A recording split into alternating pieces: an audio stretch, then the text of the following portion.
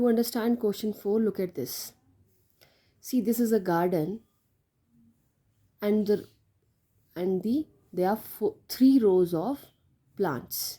This is row 1, this is row 2, this is row 3. How many plants in each row? There are 4. No?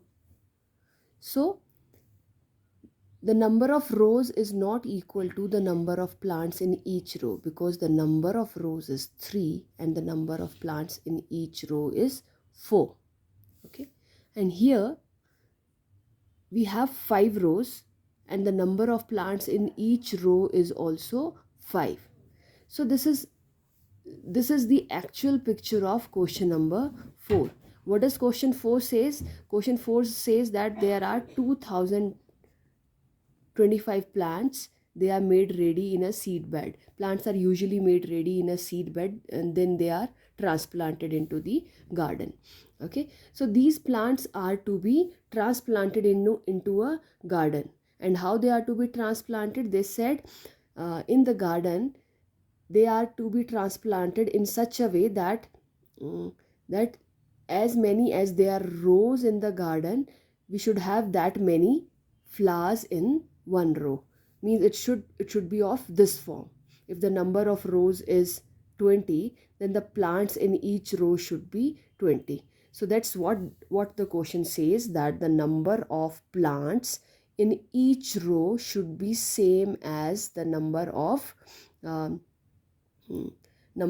rows in that garden.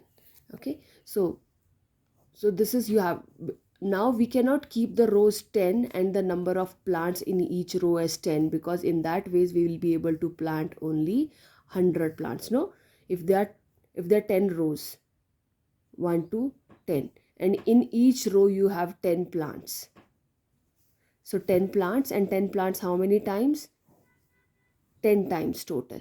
So that will 10 plants 10 times will give you 100 plants only. So the number of plants is 2025, and they are to be planted in such a way that the number of rows and the number of plants in each row should be equal. Okay, so that is what the question says. Now let's do the sum. Okay, so there are 2025 plants and we don't know how many rows we should make. Okay, so let the number of rows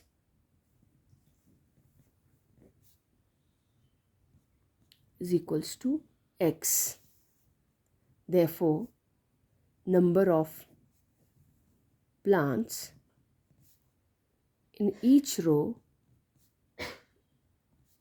is also x. Now, how many plants in now there?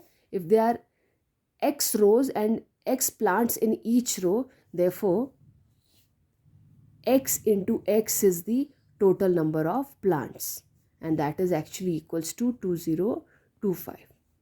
Okay, that means x square equals to 2025.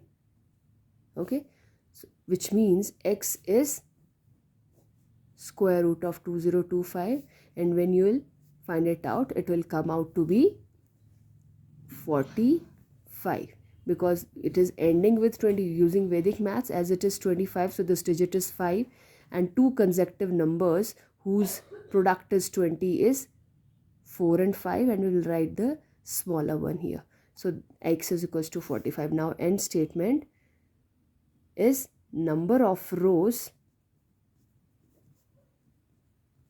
equals to 45 and number of plants in each row